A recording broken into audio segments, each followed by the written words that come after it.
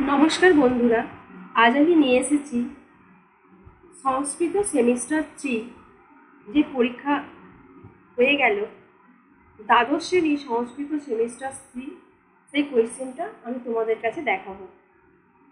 বন্ধুরা, তোমরা অবশ্যই প্রথম থেকে শেষ পর্যন্ত ভিডিওটা মন দিয়ে দেখবে। আর দ্বাদশ শ্রেণী সংস্কৃতে ঠিক কোয়েশ্চেনটার প্যাটার্নটা কীরকম হয়েছিল আমি আশা করছি তোমরা এই প্রশ্নটা দেখলে বুঝতে পারবে। নেক্সট ভিডিওয়ে আমি অবশ্যই কোয়েশ্চেনের অ্যান্সারগুলো করে দেবো।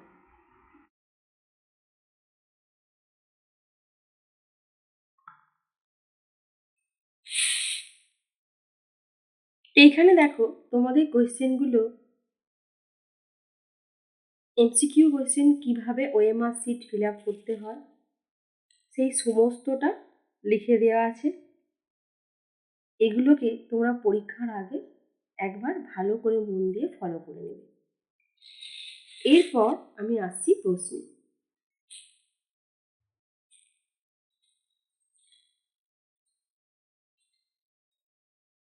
দেখো, গদ্যাংশ অর্থাৎ প্রোস ইউনিট 1-এ 5 নম্বরের প্রোস এসছে। সেই কোয়েশ্চেনগুলো তোমরা আস্তে আস্তে করে দেখো। তোমরা কিন্তু কখনোই এগুলোকে স্ক্রিনশট তুলে নেবে না।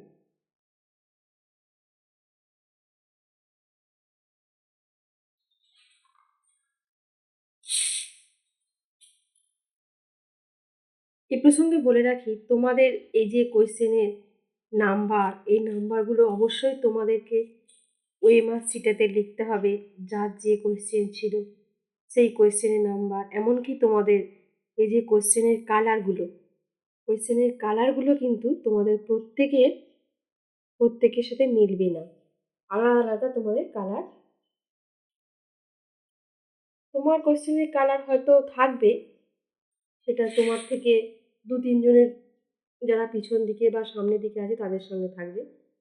কখনোই কিন্তু তোমরা এক কোয়েশ্চেন পাশাপাশি কেউ পাবে না।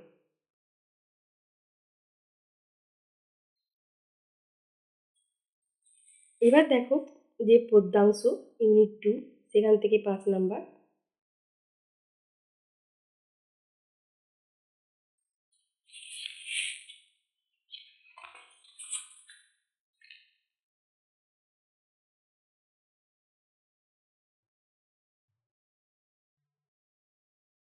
খুব ভালো করে প্রশ্নগুলোকে দেখো। তোমরা যারা নেক্সট ইয়ারে এই সেমিস্টার 3 দেবে, অর্থাৎ তোমরা যারা 11 ক্লাসে পড়ছো এখন, যারা 12-এ উঠবে, তারা এই সেমিস্টার 3 কোয়েশ্চেন প্যাটার্নটা কীরকম হয় সেই সম্পর্কেও তোমাদের একটু ধারণা হবে। আর সবথেকে বড় ব্যাপার যেটা, তোমরা তো সেমিস্টার 1, 2, 11-এ নিজের স্কুলে দেবে, সেমিস্টার 3 পরীক্ষা কিন্তু তোমরা অন্য ভেন্যুতে গিয়ে দেবে। এবার দেখো দৃশ্যকাব্য ইউনিট 3 ড্রামা, এখান থেকেও 5 নাম্বার।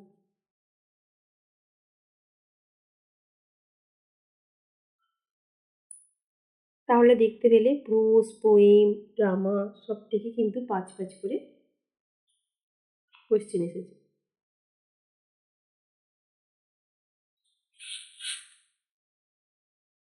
একদম 11-এ তোমরা ফার্স্ট সেমিস্টার পরীক্ষা ঠিক যেরকম দিয়েছ, একদম সেম ভাবে সেরকম এমসিকিউর উপর বেস করে কোয়েশ্চেনগুলো এসেছে।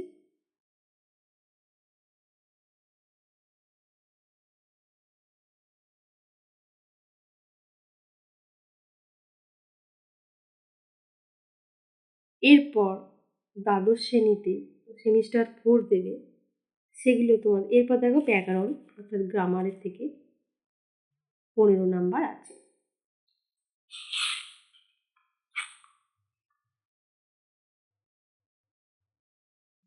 তাহলে তোমরা দেখতে পেলে প্রোজ, পোয়েম, ড্রামা এখান থেকে সব 5-5 করে 15, গ্রামারে 15, তাহলে টোটাল কত হলো? 30 নাম্বার।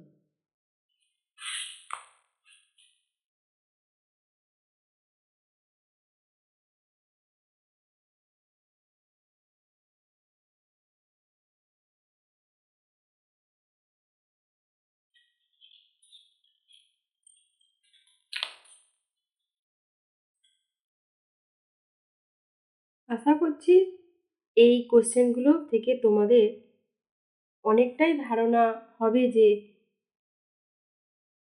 তোমরা থার্ড সেমিস্টার যখন দেবে 11 থেকে 12-এ উঠে, তখন অবশ্যই তোমাদের এই কোশ্চেনগুলো অনেকটা কাজেও লাগবে।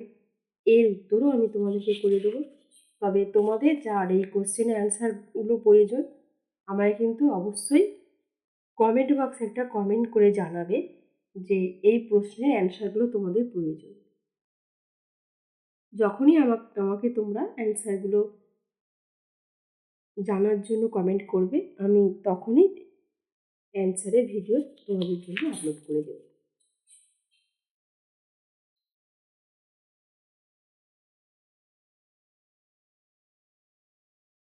এখানে তোমাদের যে সমস্ত কোশ্চেন এসছে তোমরা লক্ষ্য করে দেখো, আমি কিন্তু আমার চ্যানেলের ভিডিওতে বিভিন্ন রকমের যে সাবজেক্ট নিয়ে আলোচনা করেছিলাম, দ্বাদশ শ্রেণীর সংস্কৃতে দেখবে তোমরা এখান থেকে অনেকটা কমন পেয়েছো। আর দ্বাদশ শ্রেণী শুধু সংস্কৃতে নয়, ইতিহাস, ভূগোল, বাংলা, রাষ্ট্রবিজ্ঞান সমস্ত সাবজেক্টেরই আমি কোশ্চেন তোমাদেরকে দিয়েছিলাম। আমি আশা করছি এগুলো তোমরা অনেকটাই কমন পেয়েছো। এরপর দেখো পৌরাণিক ও লৌকিক সংস্কৃত সাহিত্যের ইতিহাস, এখানে আছে 10, তাহলে ওদিকে 30 ছিল আর এই 10, মোট হলো 40 নাম্বার। তোমরা তাহলে 40 নাম্বার বুঝে গেলে যে কীভাবে 40 নাম্বারের কোয়েশ্চেন তোমাদের আসে। প্রথম দেখো 40 নাম্বার যে কোয়েশ্চেনটা এসেছে, একদম তোমাদের যে আছে প্রথমে প্রোজ 5, পোয়েম 5, তারপরে তোমাদের ড্রামা 5, সংস্কৃত যে ব্যাকরণ সেখানে 15, আর পৌরাণিকে আছে 10, টোটাল 40 নম্বরের কোয়েশ্চেন।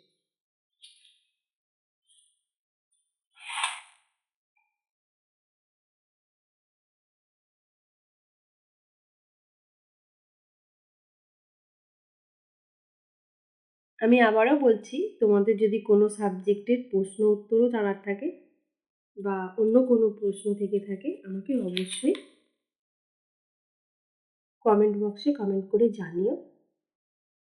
আমি চেষ্টা করব তোমাদের প্রশ্নের অ্যান্সার দিতে।